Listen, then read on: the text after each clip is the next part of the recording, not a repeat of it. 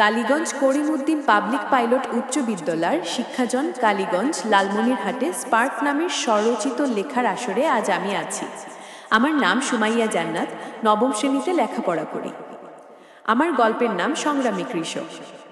উত্তরপাড়া গ্রামে রহিম নামে একজন লোক বসবাস করেন। তার দুইজন ছেলে মেয়ে ও তার স্ত্রীকে নিয়ে তিনি অভাব অনটনের মাঝে জীবনযাপন করেন। রহিম কৃষক, তিনি মাঠে ঘাটে ফসল উৎপন্ন করে জীবিকা নির্বাহ করেন। তাদের কাছ থেকে পাওয়া সেবার গুরুত্ব অপরিসীম। তাদের কারণে আজ আমরা গ্রামগঞ্জে বসে হাতের নাগালে মুদি দোকানে বা বাজারে চাল ডাল গম সহ আরও অনেক শস্যদানা পেয়ে থাকি। তাদের কৃষিখাতে এই অবদান অর্থনীতিতে বড় একটি অংশ জুড়ে রয়েছে, যা আমাদের দেশকে উন্নয়নশীল করতে হতে প্রত্যক্ষ সহায়তা করেছে। কিন্তু এক পর্যায়ে দেখা যায় যে সমাজে তারা মাথা উঁচু করে বাঁচতে পারে না, কারণ সমাজের মানুষেরা তাদের কাছ থেকে ঠিকই সেবা গ্রহণ করলেও সঠিক মর্যাদা দেয় না। আমি মনে করি তাদের সাথে সমাজের মানুষের সম্পর্ক টাকা ও পণ্যের মধ্যেই সীমাবদ্ধ।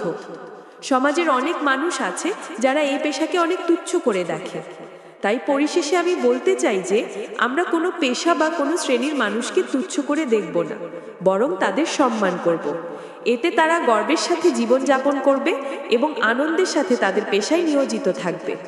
এভাবেই আমরা একটি বৈষম্যহীন সমাজ গড়ে তুলতে পারি বলে আমি মনে করি।